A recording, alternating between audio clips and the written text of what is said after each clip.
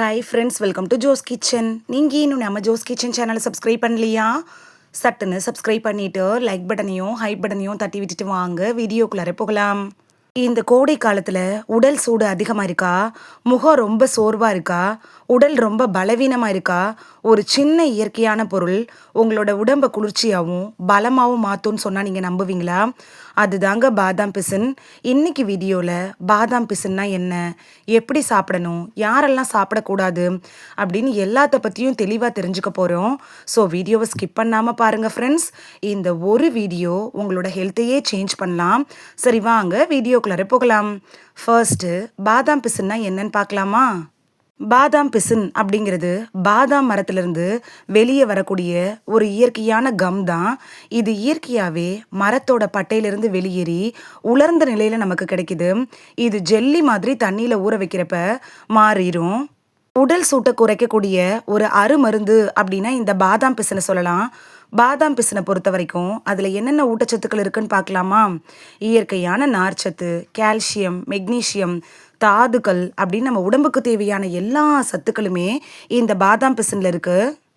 நம்ம உடம்பை குளிர்ச்சியாக்கக்கூடிய குணங்கள் கூட இந்த பாதாம் பிசினில் இருக்கு. இதில் கலோரிஸ் கம்மியாக இருந்தாலும் அதிக அளவு சக்தியை தரக்கூடிய ஒரு பொருள் அப்படின்னு சொல்லலாம். பாதாம் பிசின் சாப்பிட்றதுனால கிடைக்கக்கூடிய 10 முக்கியமான நன்மைகளை பற்றி பார்த்துடலாமா? கோடை காலத்தில் உடலோட வெப்பம் அதிகரிக்கும். பாதாம் பிசினை தண்ணியில் ஊற வச்சு குடித்தா உடம்பு அது குளிர்ச்சியாக்கும். பலவீனம், உடல் சோர்வு இருக்கிறவங்களுக்கு நல்ல டானிக் மாதிரி இது வேலை செய்யும். பாடி வெயிட் கம்மியாக இருக்கிறவங்க பாலில் இந்த பாதாம் பிசினை கலந்து குடிச்சிங்கன்னா ஆரோக்கியமான முறையில் உங்களோட வெயிட் இன்க்ரீஸ் ஆகும். நார்ச்சத்து அதிகமாக இருக்கிறதுனால வயிறு நிறைவாக இருக்கும்.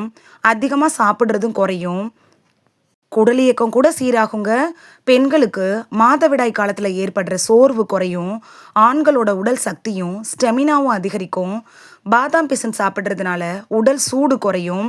அதனால முகத்தில் வருள்ள சூட்டுனால அந்த முகப்பரு கட்டிகள்லாம் கூட வராமல் தடுத்துக்கலாம். பாதாம் பிசினை இந்த கோடை காலத்தில் சாப்பிட்டீங்கன்னா. பாதாம் பிசினை நீங்கள் எடுத்துக்கிறப்ப உள்ளேருந்து உங்களோட தோல் பிரகாசமாக ஆரம்பிக்கும். நீர்ச்சத்தை சமநிலைப்படுத்துறதுக்கும் உதவியாக இருக்கும். உடம்பை குளிர்ச்சியாக வச்சுக்கிறதுனால நோயோட தாக்கம் குறையும். பாதாம் பிசினை எப்படி சாப்பிடணும் அப்படின்னு பார்க்கலாமா? நைட்டு ஒரு சின்ன துண்டு பாதாம் பிசினை 1 கப் தண்ணியில் ஊற வைக்கணும்.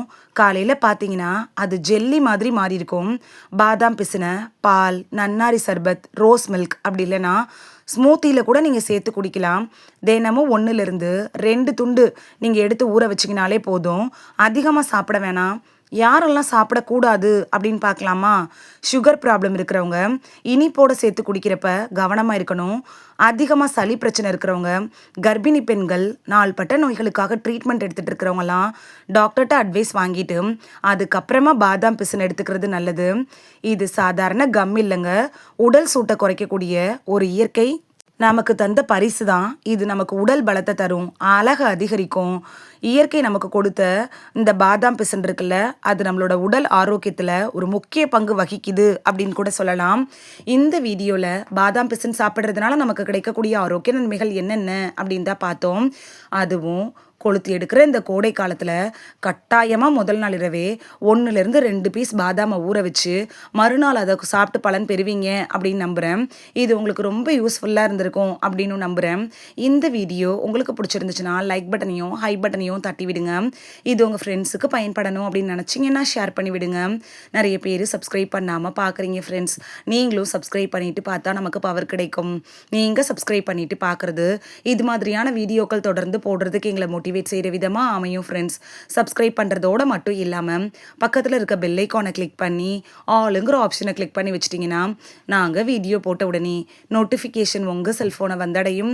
நாளைக்கு வேறொரு ஆரோக்கியமான பதிவில் சந்திக்கலாம். தேங்க்யூ, பாய்.